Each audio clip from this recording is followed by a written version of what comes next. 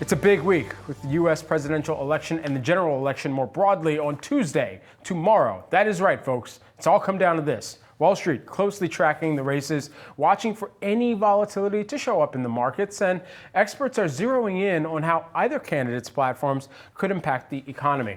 Yahoo Finance's Josh Lipton is here now to discuss why the U.S. has a fiscal problem that's likely to continue regardless of who wins the White House this week. Josh. That's exactly right, Brad. So we know the polls suggest this election is a toss-up. It seems like anybody's guess who is actually going to win and move into the White House. But one big question for all Americans to consider, what would be the fiscal impact of the Harris and Trump campaign plans at a time of record debt levels, big deficits, and surging interest payments? Analysts say that neither candidate, frankly, has put forward a plan to address our rising debt burden. In fact, according to the Committee for a Responsible Federal Budget, Harris and Trump would in fact likely further increase deficits and debt above levels projected under current law. So under their general and central estimate, Harris's plan would increase the debt by $3.95 trillion through 2035 as she proposes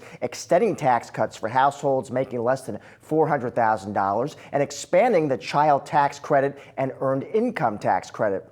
Now, as for Trump's plan, it would increase the debt by $7.75 trillion over the same period as he calls for fully extending his 2017 tax cuts with modifications and exempting overtime income from taxes. Against this kind of fiscal backdrop, what is an investor to do? How should they be thinking about committing capital? Yahoo Finance recently spoke with Michael Darda, Roth MKM's chief economist and market strategist, and asked him for guidance.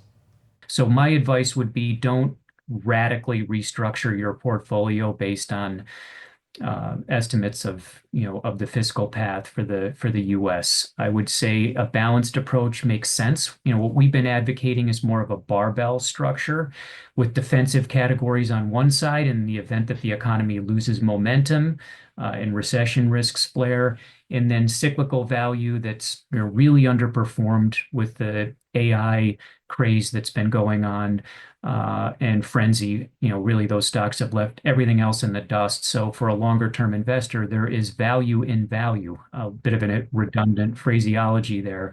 So that would be my approach. And then, I guess for some, it's fun to talk politics and watch the election results, but probably not a great idea to do a radical portfolio restructuring based on that.